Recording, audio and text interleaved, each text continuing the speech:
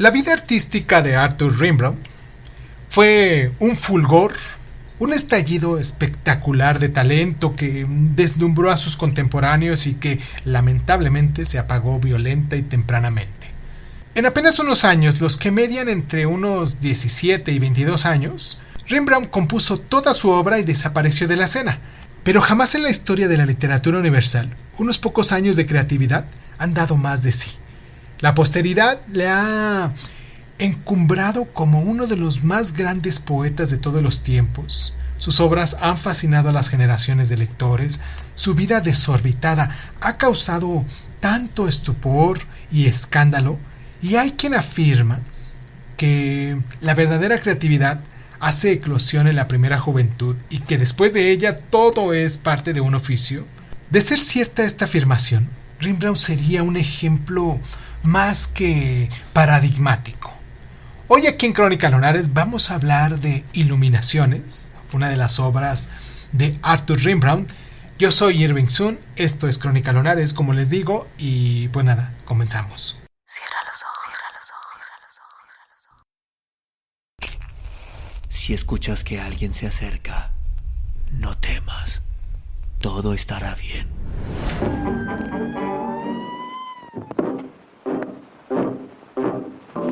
I'm going down to St. James's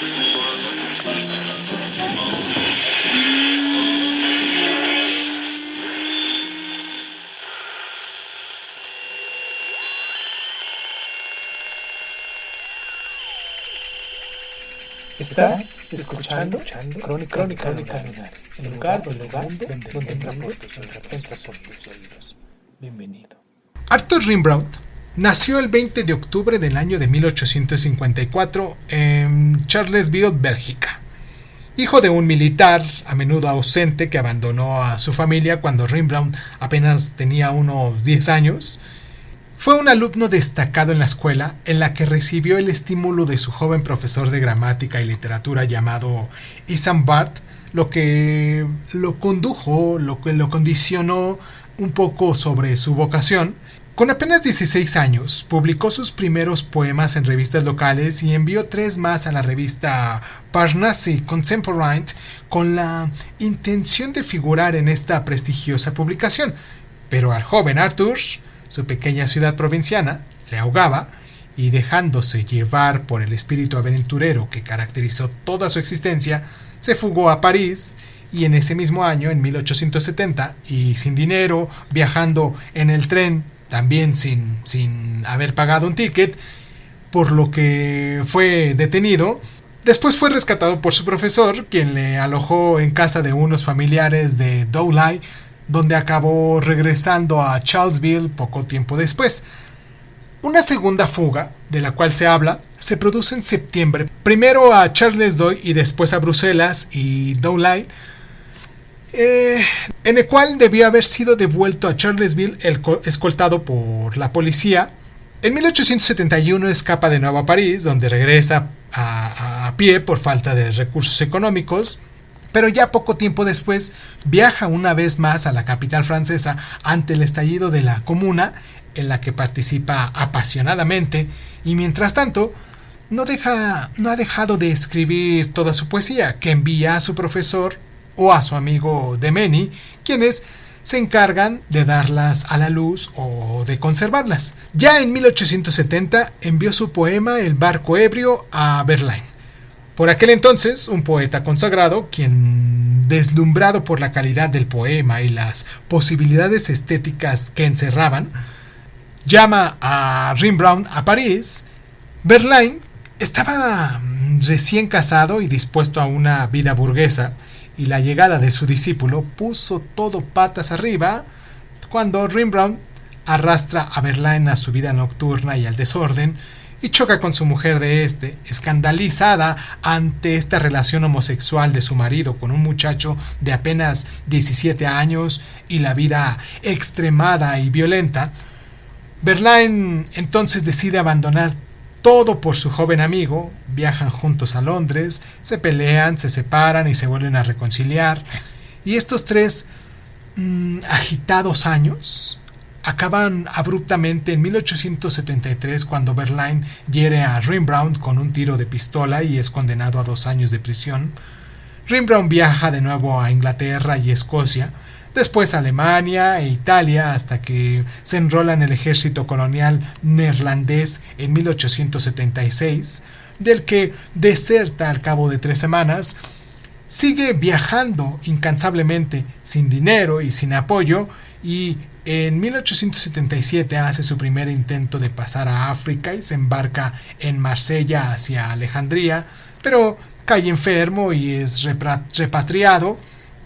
Ya en 1878 viaja a pie hacia Italia, logra de nuevo embarcarse y llega a Alejandría, y desde entonces su vida transcurre en África, primero en Yemen y después en Etiopía, dedicado al comercio colonial y al tráfico de armas, hasta que cae gravemente enfermo de un carcinoma en una pierna en 1891, es repatriado y se le debe amputar la pierna, pero hasta ese momento el mal es irreparable y poco tiempo después muere con tan solo 37 años.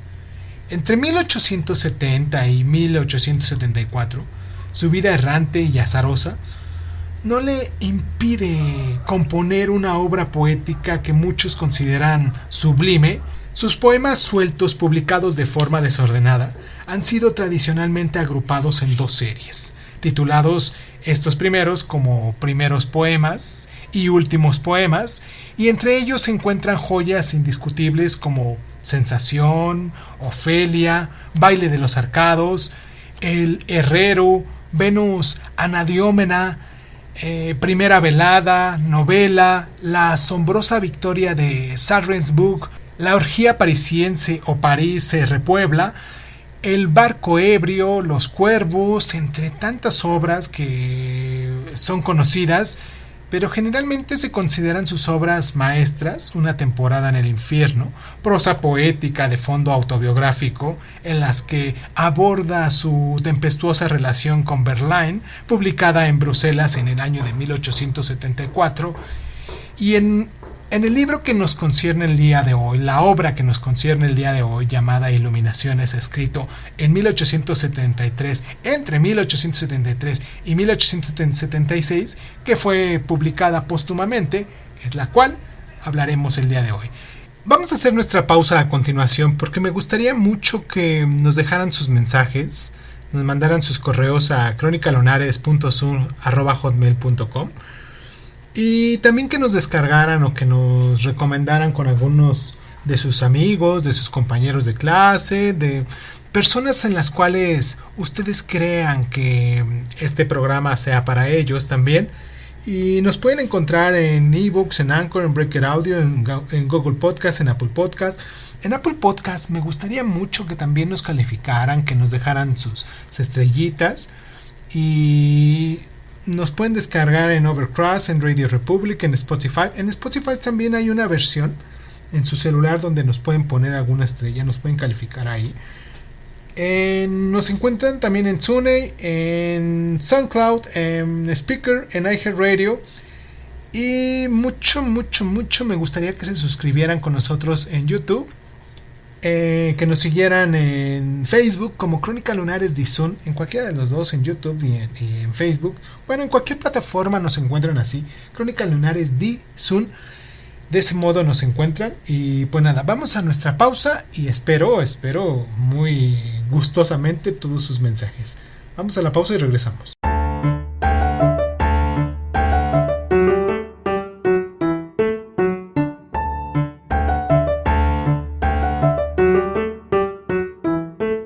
La obra de Rembrandt recorre en apenas unos cuantos años todo el camino que media entre Baudelaire y el simbolismo e incluso el surrealismo, puesto que Iluminaciones ha sido considerado todo un claro anticipo de dicho movimiento.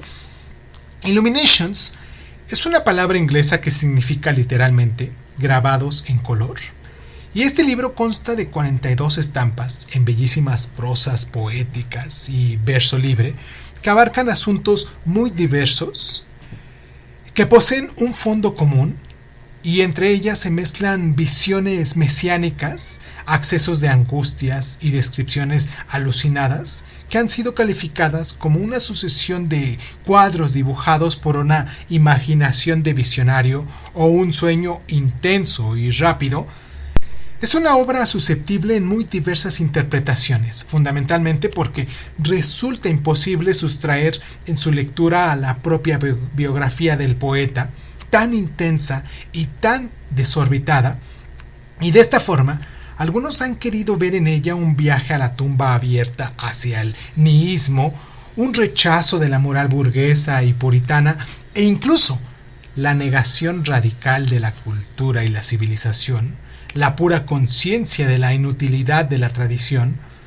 Pero no deja de ser paradójico que una obra considerada paradigma de la negatividad y apoteosis del instinto destructivo sea al mismo tiempo un magnífico acto de creación estético y una gran propuesta de liberación mediante la escritura. Nos resulta extraordinariamente significativa la frase "yo es otro" que Rembrandt escribió en una de sus cartas. Esta expresión enigmática anuncia inconscientemente un deseo de autodestrucción y reconstrucción que cuadra perfectamente con la vida más que azarosa del poeta, un deseo de romper con todas las ataduras, renacer siendo otro, una actividad que se refleja perfectamente en una obra que es al mismo tiempo una de las cimas estéticas de arte poético de todos los tiempos.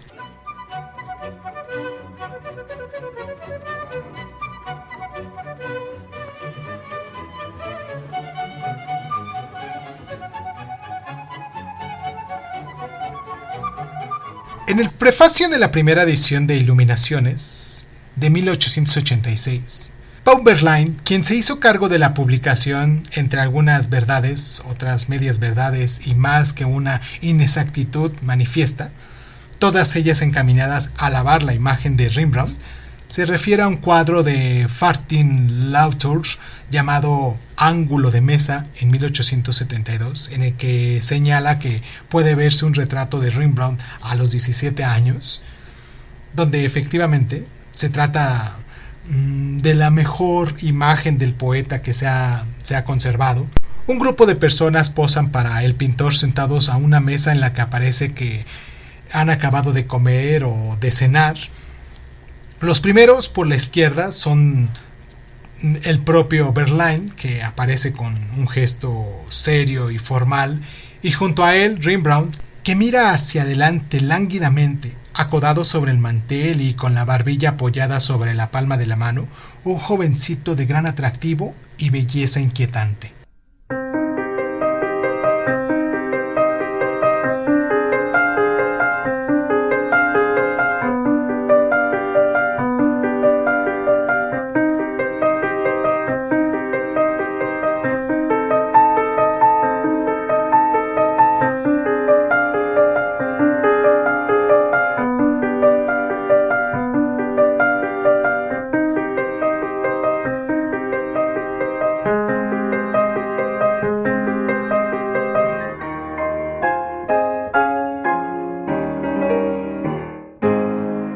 Pocos escritores han suscitado un cúmulo de interpretaciones tan diversas como Arthur Rembrandt.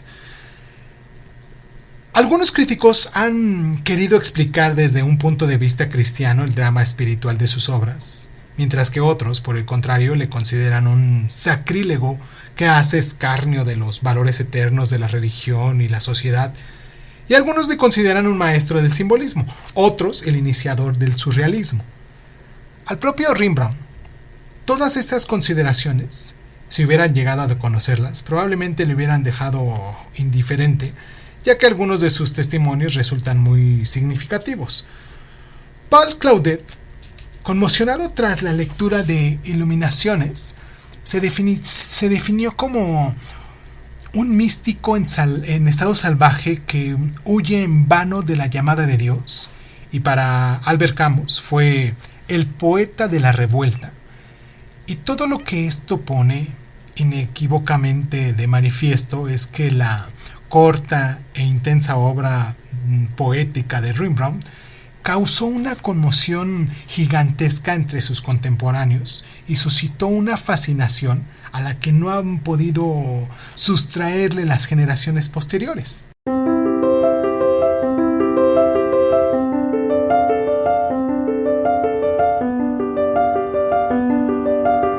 Ya hemos visto que Paul Verlaine desempeñó un papel muy importante en la vida de Rembrandt. Merece la pena aquí detenerse en la obra de este poeta, cuya obra debe de ser leída ya que ocupa un puesto destacado en esa brillantísima eclosión de excelente lírica que produjo en la Francia de la segunda mitad del siglo XIX. Y Paul Verlaine nació en Metz en el año de 1844 en un ambiente burgués acomodado y desde muy joven se dedicó a la poesía. Se dio a conocer en París en 1866 con la publicación de sus poemas saturnianos, en los que advierte la influencia de Baudelaire, pero 2 años después publicó Fiestas Galantes, que se vincula más con el decadentismo. Ya en 1870 es el año de su matrimonio con Mathilde Mauthe, pero también con él la derrota de Sedan, la caída del Segundo Imperio y el estallido de la Comuna, en lo que afecta a Verlaine, el año de la irrupción de Rembrandt en su vida, como ya lo dijimos anteriormente. En 1874 aparece Romanzas sin palabras, donde se manifiesta plenamente la poética de Verlaine, que él mismo definió en su arte poética, que constituye la esencia del simbolismo, una escritura de sensaciones puras, ajenas al significado, atenta sobre todo a la musicalidad del verso, liberada del corsé de la rima. Y su siguiente libro, ya en 1881, tiene un significativo título llamado Cordura. Fue escrito en su estancia en prisión a causa del disparo con el que hirió a su joven amante Rembrandt, y representa una vuelta a las formas métricas regulares y al sosiego creativo. Después de todo esto, publicó nuevos libros de poemas a lo largo de los siguientes 2 años, Antaño y Ogaño, Liturgias íntimas, Paralelamente, Canciones para ella, etc. Y en 1884 dio a la imprenta la célebre antología de Poetas Malditos, a la que nos hemos referido ya en el programa anterior, que les recomiendo mucho que vayan a escucharnos. Y pues los dejo hasta aquí para que ustedes tomen la decisión de ir a buscar el de la semana pasada que estuvimos hablando de Charles Baudelaire. Y pues nada, les mando un abrazo muy muy afectuoso, espero que se encuentren muy bien. Me agrada mucho y me emociona el saber que también ustedes nos mandan sus mensajitos cada vez que abro mi correo electrónico y veo ahí mensajes nuevos, con nuevas recomendaciones, con nuevas sugerencias, incluso críticas que nos han hecho. Me emociona cada vez que los encuentro así. Me gustaría seguirme emocionando de ese mismo modo. Y pues nada, los invito a que nos inscriban, a que se suscriban, a que nos compartan. Y pues esto fue Crónica Lunares. Yo soy Irving Sun y pues muchísimas gracias por estar.